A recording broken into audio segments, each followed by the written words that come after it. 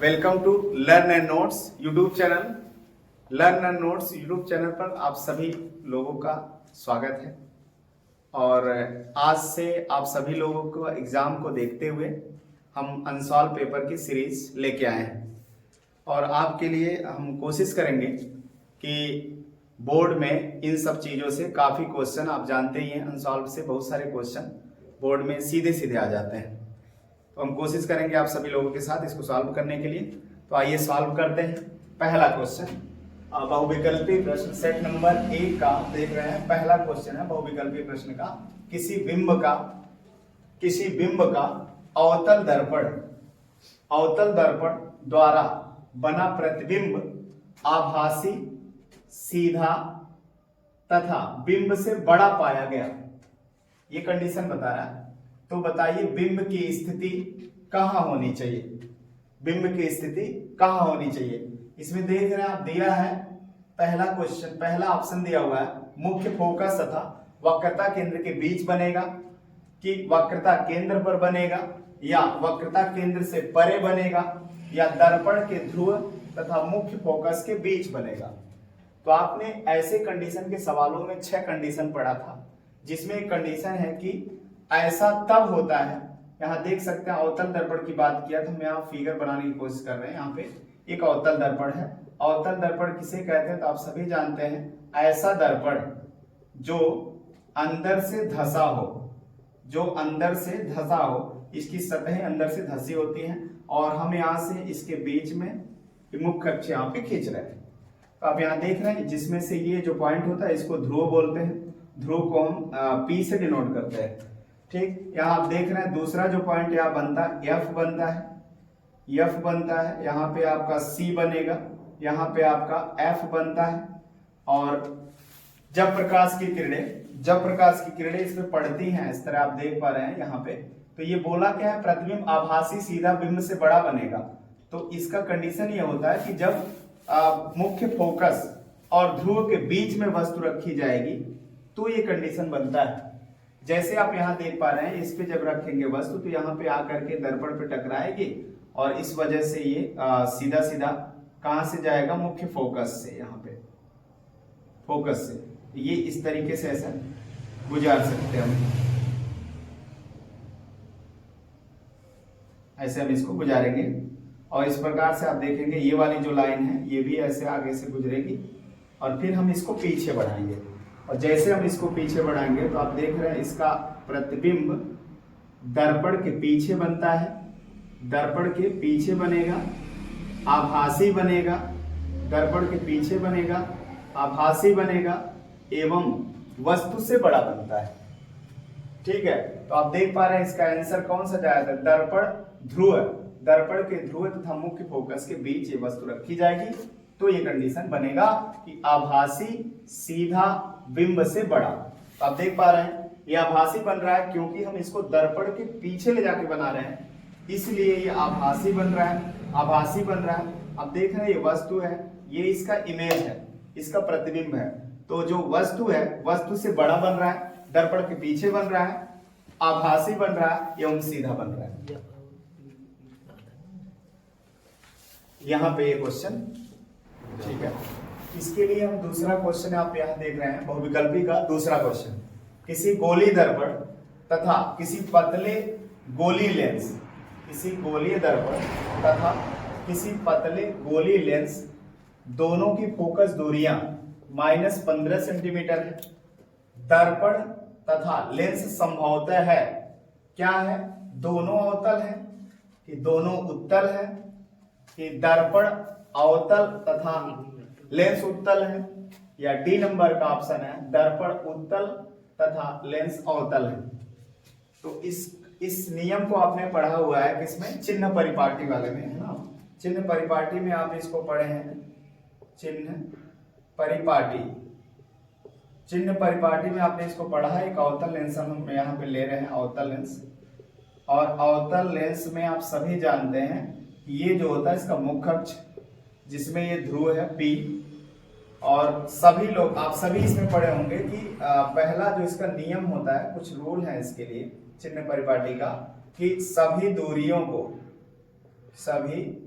दूरियों को P से मापा जाता है, P से मापा जाता है, P से मापा जाता है। मतलब आप यहां से देखेंगे, इस साइड आएंगे या इस साइड जाएंगे, ऊपर जाएंगे या नीचे जाएंगे, इन सारे डिस्टेंस को हम P से ही मापते हैं, इन सारे दूरियों को हम P से ही मापते हैं। और अब पहला नियम ये हो गया। दूसरा रूल क्या होता है कि हमेशा जो वस्तु होती है, वस्तु हमेशा दर्पण की ओर रखी जाती है, दर्पण की ओर रखी जाएगी या रखी जाती है, वस्तु हमेशा दर्पण की ओर रखी जाती है।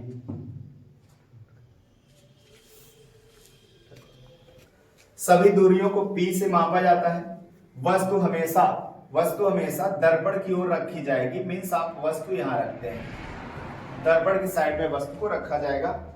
और आप देख रहे हैं अगला जो इसका रूल है, तीसरा जो चिन्ह परिपाटी क्या कहलाता है, आपतित किरण के विपरीत दिशा में, आपतित किरण के मीन्स ये जो आपतित किरण है इसकी विपरीत दिशा, मीन्स इधर आप आएंगे, आपतित किरण के विपरीत दिशा में मापी गई दूरी को नेगेटिव लिया जाता है।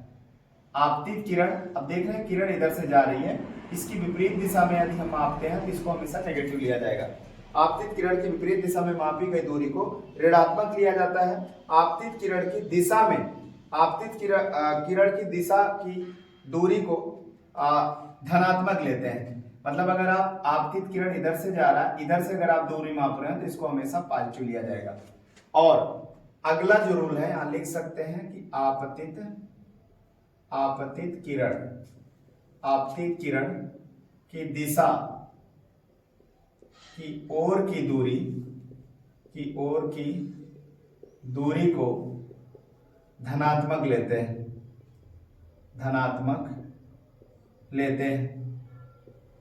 या चौथा यहां पे आपका नियम हो जाएगा, आपतित किरण की ओर या आपतित किरण की विपरीत दिशा में, आपतित किरण की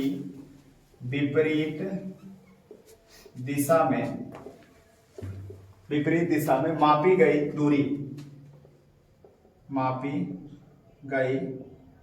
दूरी को ऋणात्मक लिया जाता है। और आपका चौथा हो गया ये रूल। पांचवा रूल क्या कहता है कि मुख्य अक्ष से ऊपर की दूरी को धनात्मक लेते हैं। मीन्स यहां देख सकते हैं इसके ऊपर की दूरी को हमेशा धनात्मक लिया जाएगा, मुख्य अक्ष से नीचे की दूरी को ऋणात्मक लिया जाएगा। तो पांचवा रूल हो जाएगा, मुख्य अक्ष से ऊपर की दूरी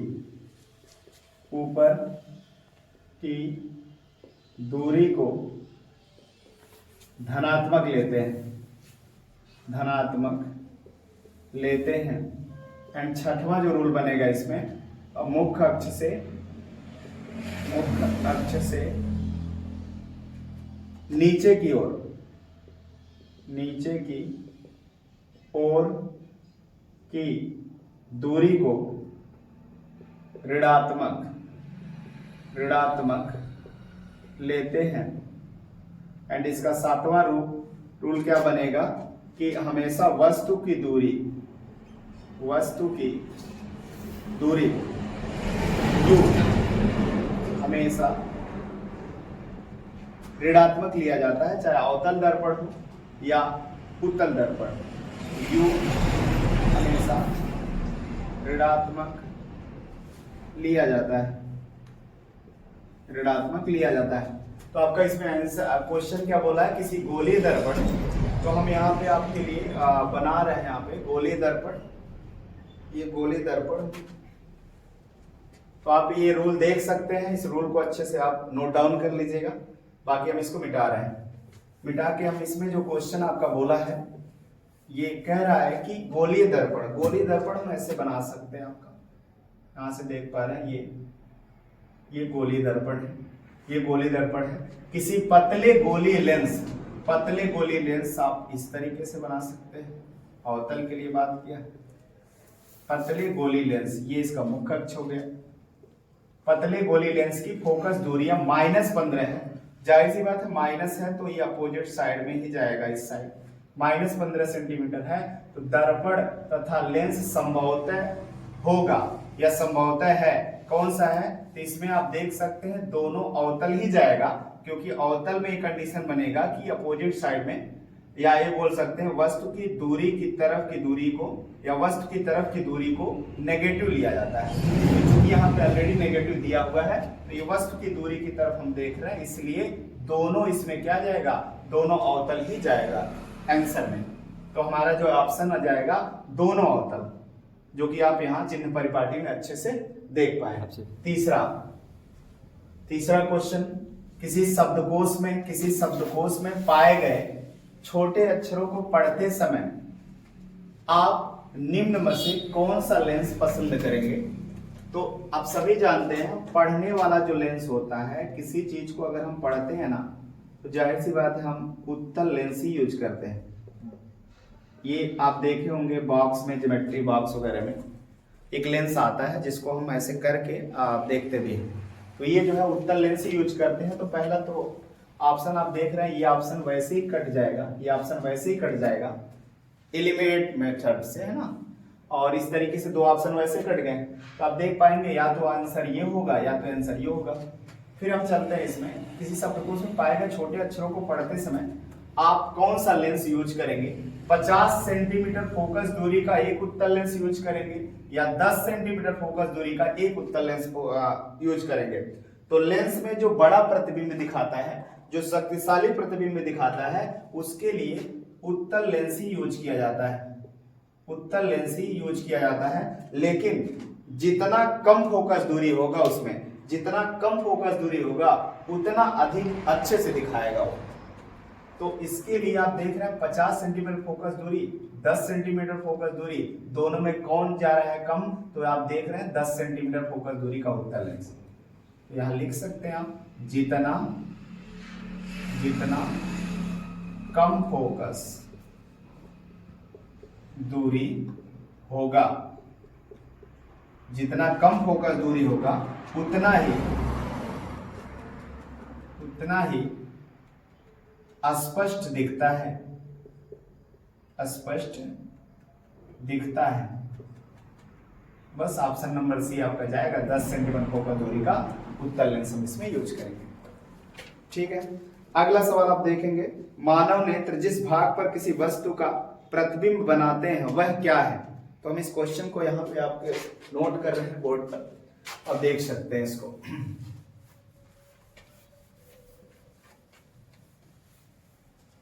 यहाँ देखिए इसमें क्या लिख रखा है, क्वेश्चन नंबर 4 है कि मानव नेत्र जिस भाग पर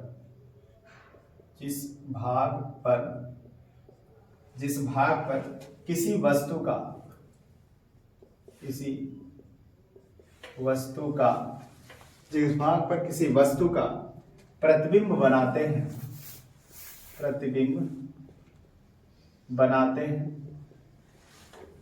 बनाते हैं वह है ऑप्शन नंबर ए। आप यहां देख रहे हैं क्या दिया हुआ है, कॉर्निया।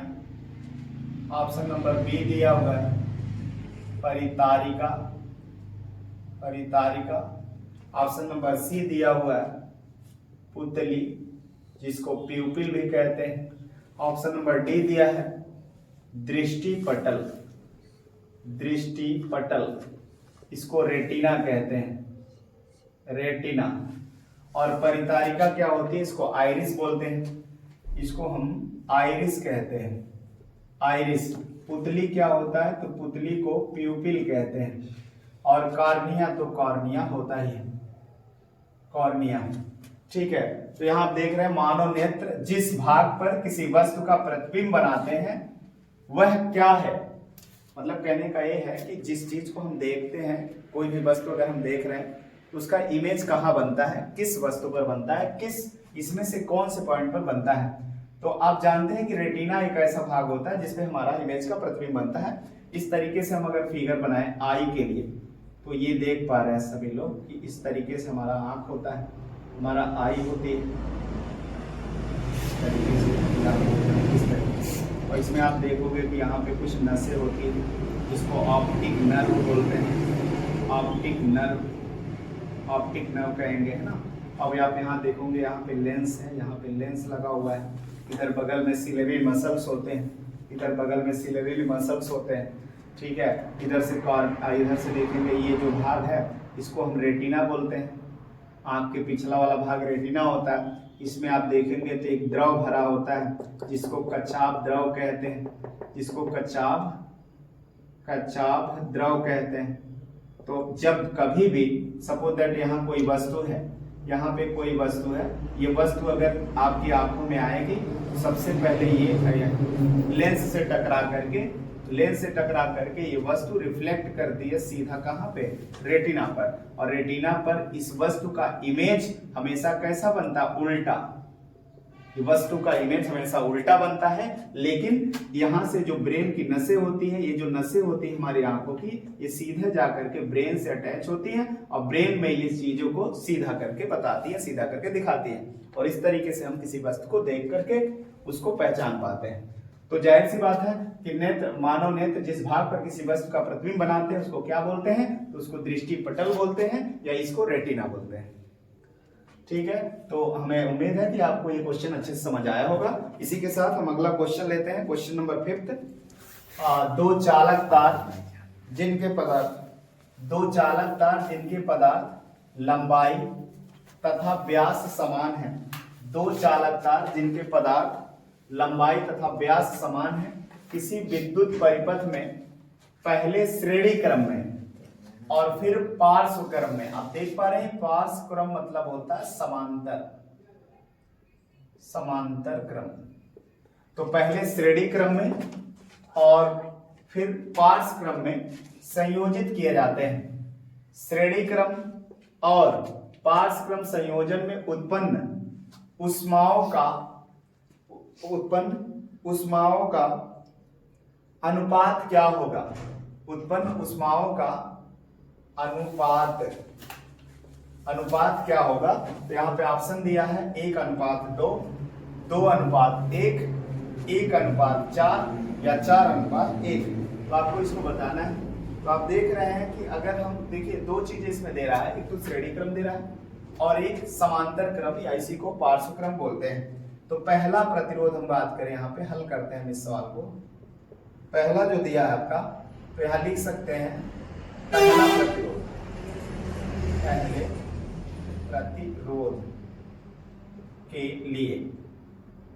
पहले प्रतिरोध के लिए अगर हम यहाँ से ले रहे हैं, इस तरीके से आप एक सर्किट बना लेंगे, इस तरीके से एक सर्किट बना लेंगे जो कि किस क्रम में जुड़ा है, तो जो श्रेणी क्रम में जुड़ा है। अब सभी जानते हैं श्रेणी क्रम जो होता है वो सीधा जुड़ता है और जो समांतर क्रम होता है वो ऊपर नीचे जुड़ता है।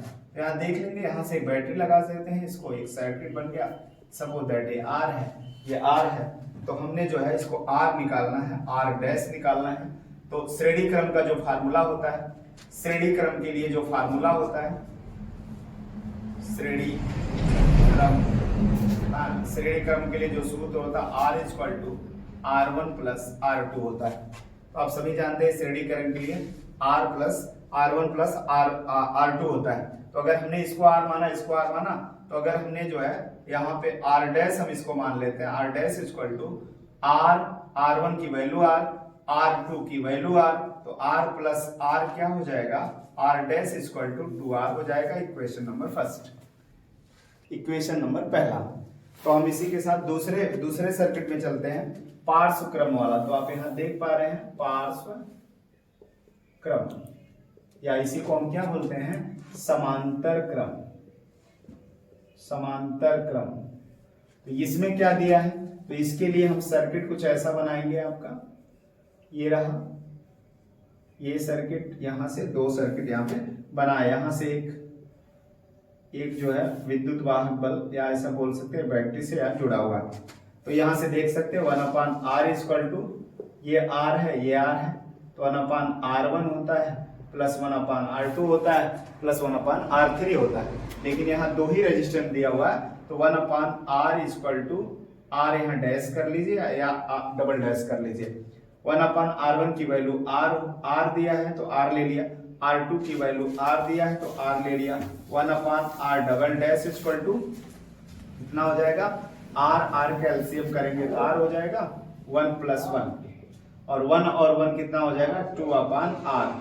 अब यहाँ देख पाएंगे R डबल डैश की वैल्यू अगर हमें फाइंड करनी है, 1 डबल डैश की वैल्यू अगर हमें फाइंड करनी है तो इसको ऊपर ले जाएंगे, R double dash equal to R ऊपर ले जाएंगे R/2 ले जाएंगे।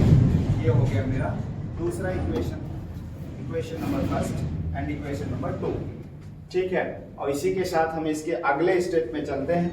श्रेणी उष्मा के लिए जो फार्मूला होता है वो हम यहीं पे दिखा दे रहे हैं। उष्मा के लिए जो फार्मूला होता है H equal to heat equal to V²/R × T, ये फार्मूला है उष्मा के लिए। तो हम इस पे रखते हैं, पहला मुझे देखना है श्रेणी क्रम के लिए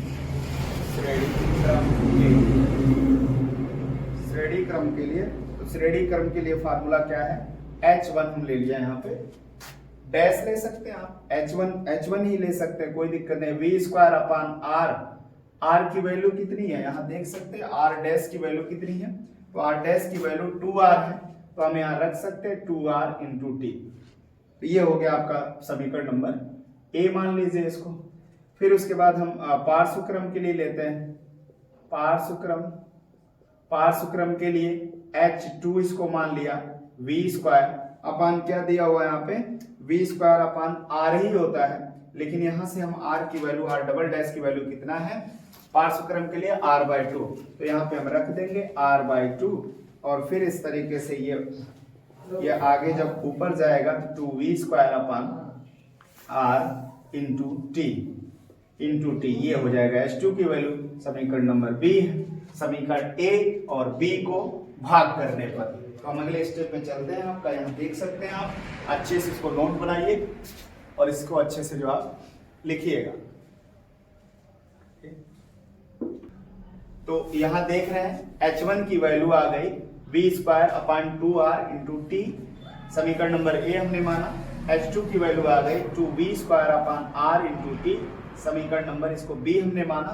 तो यहाँ से हम लिखेंगे समीकरण A में B का भाग करने पर